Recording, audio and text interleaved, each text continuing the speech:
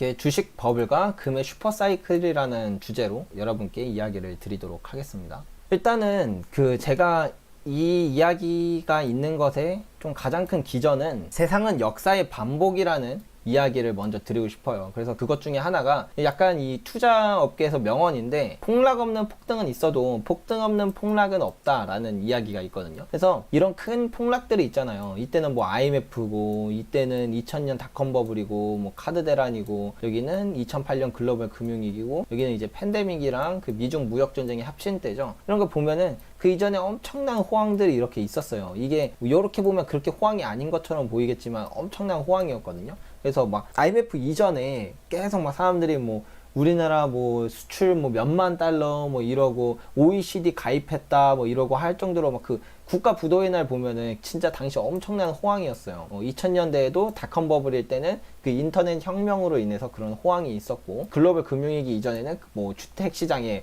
엄청난 호황이 있었죠. 건설업이랑. 그리고 이제 재정위기 이전에도 엄청난 호황이 있었고, 이처럼 큰 폭락 이전에는 다 큰 폭등이 있었다는 점, 이 점을 잘 이해하시면 좋을 것 같습니다. 그래서 이렇게 갔을 때 우리가 대공황이 있죠. 미국에서 가장 큰 경제위기가 이제 대공황인데, 대공황 이후에 보시면 이게 고점이 381이었는데 41로 내려가면서 마이너스 한 90% 가까이 폭락을 했었거든요. 이 미국 주가 지수 자체가요. 그리고 이거를 회복하는데 무려 20년 정도가 걸릴 정도로 큰 위기였습니다. 이 대공황 이전에 주식시장을 보면 엄청난 호황이었어요. 이때 이 엄청난 호황 이후에 엄청난 폭락이 있었고, 그렇기 때문에 이 폭락과 폭등은 인류의 역사에서 계속 반복되는 거라고 보시면 돼요. 호황과 위기는 반복이다. 그러면 이 엄청난 호황이었을 때는 위기가 이제 찾아올 수 있다는 거고, 위기가 찾아오게 되면 그 이후엔 또 호황이 찾아올 거라는 거에 너무 당연한 흐름이라는 거죠.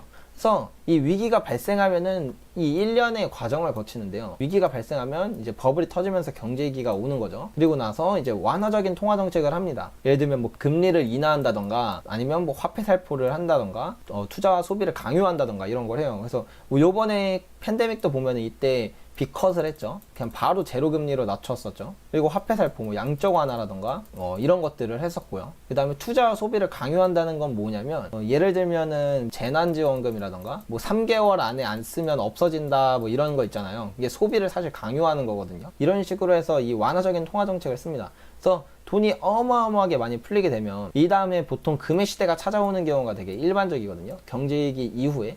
화폐가 증가했기 때문에 그 화폐와 돈에 어느 정도의 키 맞추기가 있기 위해서 금 가격이 오르는 경우도 있고, 또 물가 상승이 있으니까 그걸로 인해서 인플레이션 효과로 금의 시대가 오기도 하고, 가장 중요한 건 이 마이너스 실질금리로 인해서 실질금리가 마이너스니까 금 가격은 이제 상승하는 그런 거대한 흐름이 일어나긴 합니다. 그래서 이게 이제 결론적으로 제가 보여드리고 싶은 게 이건데요. 이게 이제 금 가격이랑 미국 주식 시장을 그 GDP로 나눈 것, 이것을 이제 보통 이제 버핏 지수라고 불러요. 그 투자의 현인인 워렌 버핏이 가장 좋아하는 시장 지표라고 많이 알려져 있는데, 실물 경제와 비교해서 지금 주식 시장이 고평가인가 저평가인가 이런 걸 조금이나 좀 판단할 수 있는 그런 지표라고 생각하시면 됩니다. 그래서 실물 경기 대비 지금 주식 시장이 어느 정도로 좀 평가받고 있는가, 그래서 이게 올라가고 있다면 주식이 되게 고평가되어 있는 거고, 내려가고 있다면 저평가되고 있다, 이렇게 생각을 하시면 되는데, 그래서 보시면 이 주식이 어마어마하게 고평가 받다가 이렇게 저평가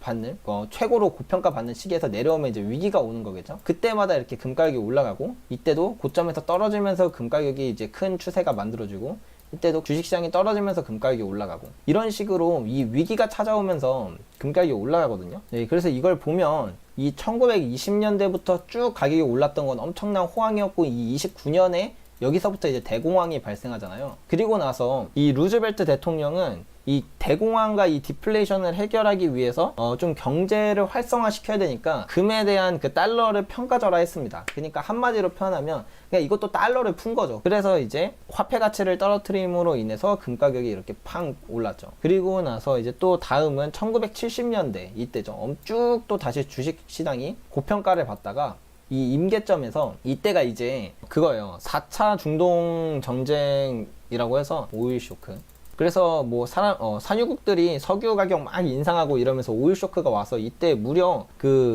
유가가 2.9달러에서 36.83달러로 거의 10배가 넘게 상승을 했었습니다. 이러면서 경제가 한번 크게 또 주저앉았어요. 주식시장도 엄청나게 큰 하락을 겪게 되는데요. 그래서 이렇게 주식시장도 팡 크게 하락을 하는데 이때부터 금가격이 되게 크게 올랐었다는 거죠. 그리고 그 이후로도 또 이제 다시 주식시장이 또 호황기를 맞다가 이 최고 임계점에서 약 125% 정도 되는 이 임계점에서 또 큰 하락을 겪습니다. 이때가 언제냐면 이때가 이제 닷컴 버블 시기예요. IT 버블이라 그래서 주식회사 이름 뒤에 닷컴자만 붙으면 무조건 다 상한가를 갔다고 말하는 그 닷컴 버블 때입니다. 그러고 나서 이게 이제 크게 폭락을 하면서 그때부터 다시 금의 거대한 상승이 시작됐죠. 그리고 나서 이제 지금인데 2008년 이때부터 이제 또 다시 큰 호황기가 찾아왔죠. 미국 주식시장만 해도 거의 13년이 지금 오르고 있는 상태인데 이때 지금도 이제 이 고점 부근인데 우리가 생각해 봐야 될 건 이 고점이 이제 또 내려오게 되면서 그때부터 금의 상승 추세가